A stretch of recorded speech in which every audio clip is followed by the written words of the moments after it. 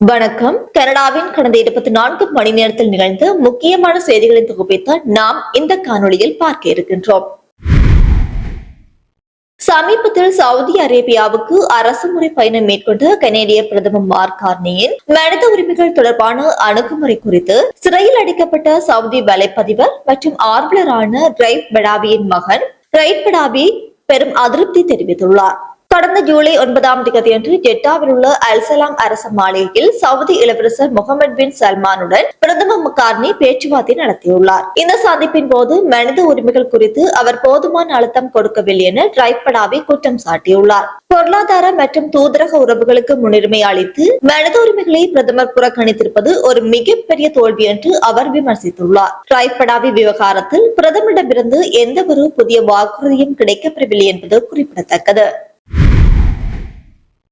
கல்கரியில் உள்ள தனியார் நிலங்களில் வரும் ஃபொக்ஸ்டைல் பார்லி எனப்படும் ஆக்கிரமிப்பு களைகளை அகற்றி பராமரிக்க தவறும் சொத்து உரிமையாளர்களுக்கு $500 அபராதம் விதிப்பது குறித்து கல்கரி மாநகர சபை தீவிர ஆலோசனையில் ஈடுபட்டுள்ளது.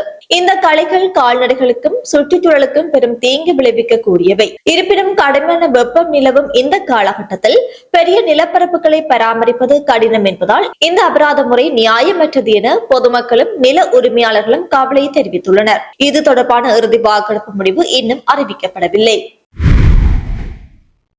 கடந்த சனிக்கிழமை ஜூலை 11ஆம் தேதி அன்று இரவு 8 மணியளவில் சுமார் 13,000 பேர் திரண்டிருந்த டொரண்டோவின் செயின்ட் கிளேர் அவென்யூ வெஸ்ட் மற்றும் ஆர்லிங்டன் அவென்யூ பகுதியில் நடைபெற்ற சால்சவுண்ட் செயின் கிளார்க் திருவிழாவில் பயங்கர துப்பாக்கிச் சூடு நடைபெற்றது.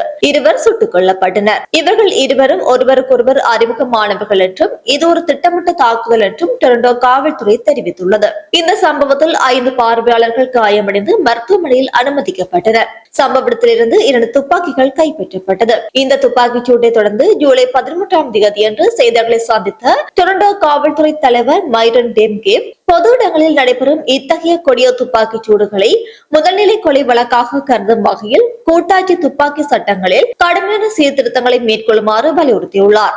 இது 2026ஆம் ஆண்டின் 19 மற்றும் 20வது கொலை சம்பவம் என்பதோடு ஜூலை மாதத்தில் மட்டும் நடந்த 6வது துப்பாக்கிச் சூடாகும். சம்பவத்தின் போது 10 வயது சிறுமி குண்டடிப்பட்டு நான் வீட்டுக்கு போக வேண்டும் என்று அழுததாக உள்ளூர் வியாபாரி உருக்கத்துடன் தெரிவித்தார். மற்றொரு வியாபாரி சுமார் 20 பேருக்கு தனது கடையில் அடைக்கலம் கொடுத்துள்ளார். குற்றவாளிகள் குறித்த விவரங்கள் இன்னும் வெளியாகாத நிலையில் பொதுமக்கள் QR குறியீடு மூலம் தகவல்களை வழங்குமாறு காவல்துறை கேட்டுக் கொண்டுள்ளது. கல்கரியின் டவுன்டவுன் பகுதியான ஈஸ்ட் வில்லேஜில் பவுட் ரிவர் அருகே ஜூலை 13ஆம் தேதி அதிகாலை 2 நபர்களுக்கிடையே ஏற்பட்ட மோதலில் துப்பாக்கிச் சூடு நிகழ்ந்துள்ளது. நடந்த துப்பாக்கிச் சூட்டில் பார்வையாளரான ஒரு பெண் கொண்டடிப்பட்டு மருத்துவமனையில் அனுமதிக்கப்பட்டுள்ளார். சம்பவம் நடந்த இடத்தில் சுமார் 150 பேர் இருந்தும் இதுவரை 3 பேர் மட்டுமே சாட்சியளிக்க முன் வந்துள்ளனர். ரிவர் பிராண்ட் அவென்யூ மற்றும் 3 ஸ்ட்ரீட் சவுத் ஈஸ்ட் அருகே நடந்த இந்த சம்பவம் தொடர்பாக கல்கரி காவல்துறை தீவிர விசாரணையை மேற்கொண்டு வருகிறது. சந்தேக நபர்கள் குறித்த தகவல்கள் ஏதும் இதுவரை வெளியிடப்படவில்லை. தப்பியோடிய 2 சந்தேக நபர்களை காவல்துறை தேடி வருவதுடன் பொதுமக்களின் உதவியையும் நாடியுள்ளது. மோன்ட்ரியலின் அஞ்சு பகுதியில் கத்தியால் குத்தப்பட்டு படுகாயமடைந்த 87 வயது முதியவர் ஒருவர் சிகிச்சை பலனின்றி உயிரிழந்துள்ளார். இந்த கொலை சம்பவம் தொடர்பாக 19 வயது இளைஞர் ஒருவரை காவல்துறை கைது செய்துள்ளது. இந்த கொடூர தாக்குதலுக்கான பின்னணி குறித்து காவல்துறை தீவிர விசாரணை நடத்தி வருகிறது.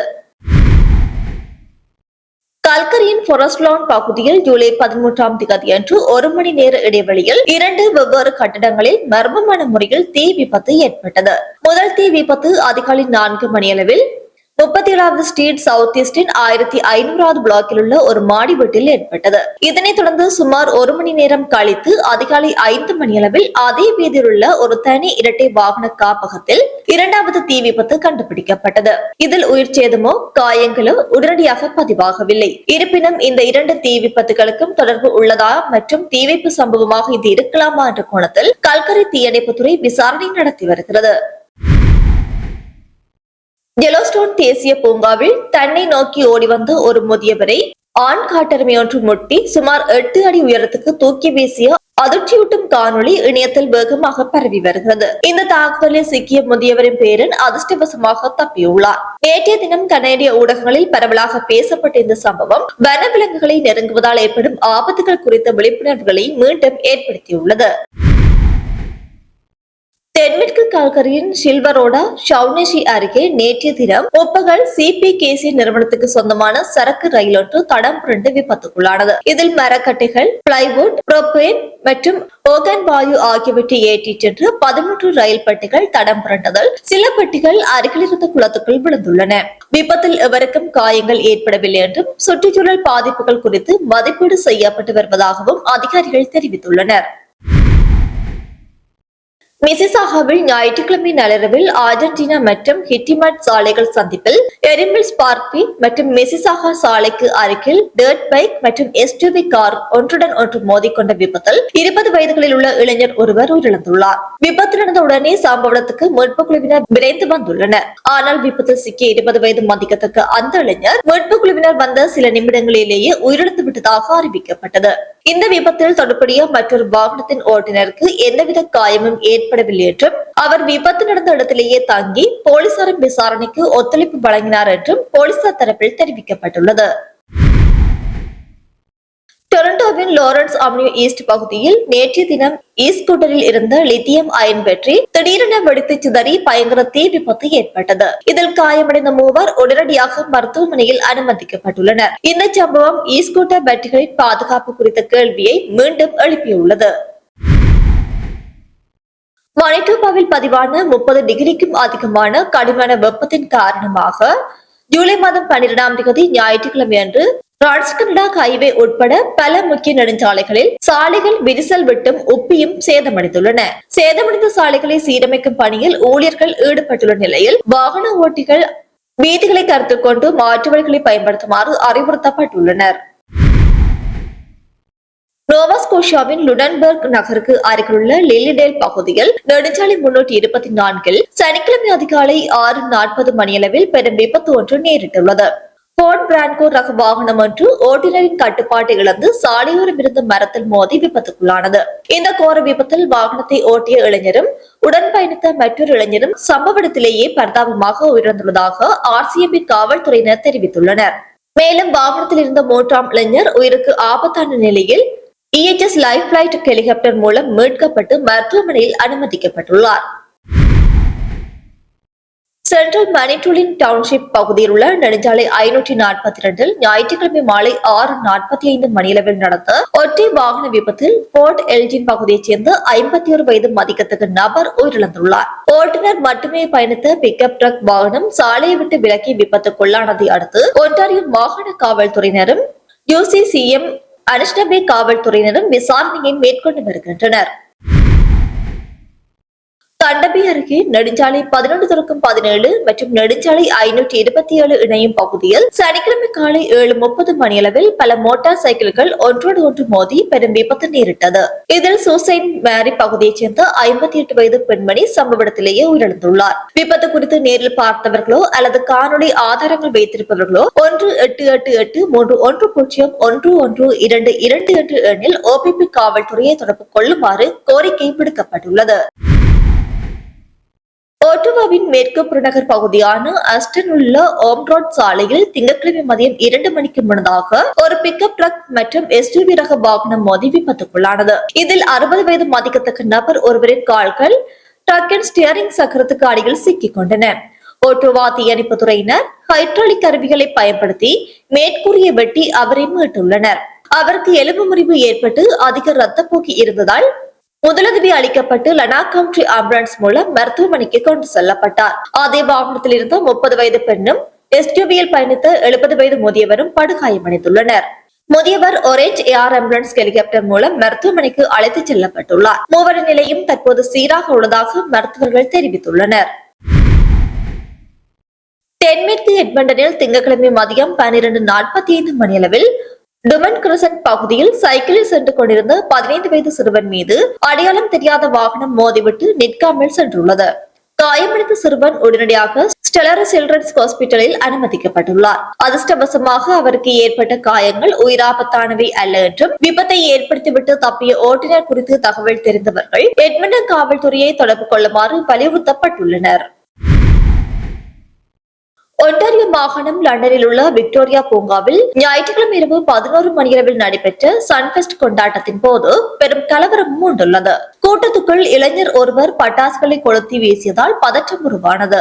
சந்தேக நபரை கைது செய்ய முயன்ற காவல்துறையினரை அங்கிருந்து ஒரு பெரிய கும்பல் சூழ்ந்து கொண்டு கற்கள் மற்றும் போட்டர்களை வீசி தாக்குதல் நடத்தியுள்ளனர். நிலைமையை கட்டுக்குள் கொண்டுவர அவசர கால அதிரடி படையினர் குவிக்கப்பட்டனர். இந்த வன்முறை தொடர்பாக 17 மற்றும் 16 வயதுடைய இரு இளைஞர்களை காவல்துறையினர் கைது செய்துள்ளனர். அவர்கள் மீது ஆயுதங்களை கொண்டு அதிகாரிகளை தாக்கியது, சட்டவிரோதமாக கூடி கலவரம் செய்தது உள்ளிட்ட பல பிரிவுகளின் கீழ் வழக்கு பதிவு செய்யப்பட்டுள்ளது.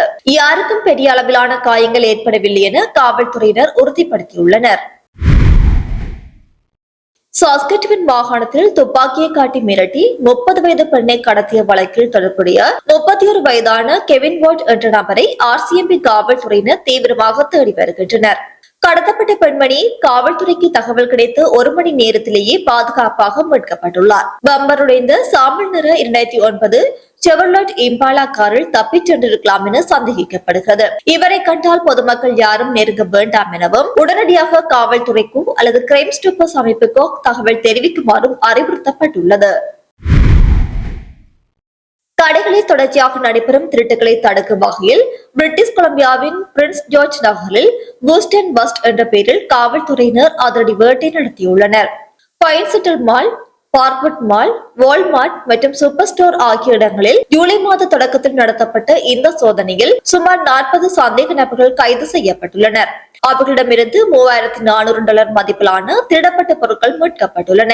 மேலும் இதனுடன் தொடர்புடைய வாகன சோதனைகளின் போது பென்டனைல், கொகைன் உள்ளிட்ட 180 கிராம் போதைப் பொருட்களும் $5000 ரொக்க பணமும் பறிமுதல் செய்யப்பட்டுள்ளதாக அதிகாரி தெரிவித்துள்ளார்.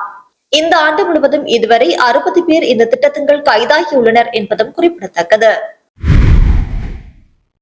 ஒன்டாரியோவின் டார்கம் பிராந்தியத்தில் 78 வயது முதியவரிடம் $33,000 மோசடி செய்ததாக 40 வயதுடைய கிறிஸ்டோபர் அலெக்சாண்டர் கிரகம் என்ற நபர் மீது பிடிவாரண்ட் பிறப்பிக்கப்பட்டுள்ளது. மே மாதம் இந்த முதியவருடன் நட்பு பாராட்டி பழகிய இந்த நபர் தோட்டம் அமைத்தல் மற்றும் பழுது பார்க்கும் பணிகளை செய்து தருவதாக கூறி முன்பணமாக இந்த பெரும் தொகையை பெற்றுக்கொண்டு ஏமாற்றியுள்ளார். விடுவிக்கப்பட்ட நிபந்தனைகளை மீறிய இந்த நபர் ஒன்டாரியோவின் வேறு 5 காவல் நிலையங்களாலும் மோசடி வழக்குகளுக்காக தேடப்பட்டு வருகிறார். இவரை பற்றி தகவல் அறிந்தவர்கள் 1-888-579-152 என்ற எண்ணில் காவல்துறையினரை தொடர்பு கொள்ளுமாறு கேட்டுக் கொள்ளப்பட்டுள்ளனர்.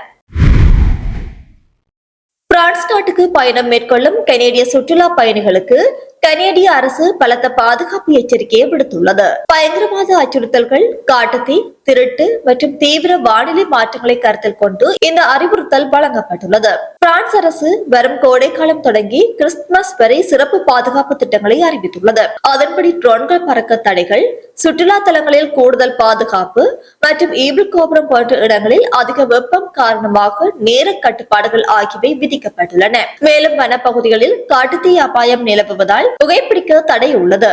பாரிஸ் போன்ற நகரங்களில் மேலே ஜூஸ் கொட்டுவது போல நடித்து கவனத்தை திசை திருப்பி பொருட்களை திருடும் சம்பவங்கள் அதிகரித்துள்ளதால் பயணிகள் பாஸ்போர்ட்டை பாதுகாப்பாக வைத்துக் கொள்ளவும் அதிக அளவில் ரொக்கப்பணம் எடுத்துச் செல்வதை தவிர்க்கவும் கனடா அரசு அறிவுறுத்தியுள்ளது. இத்துடன் இன்றைய நாளுக்கான செய்திகள் முடிவடைகின்றன.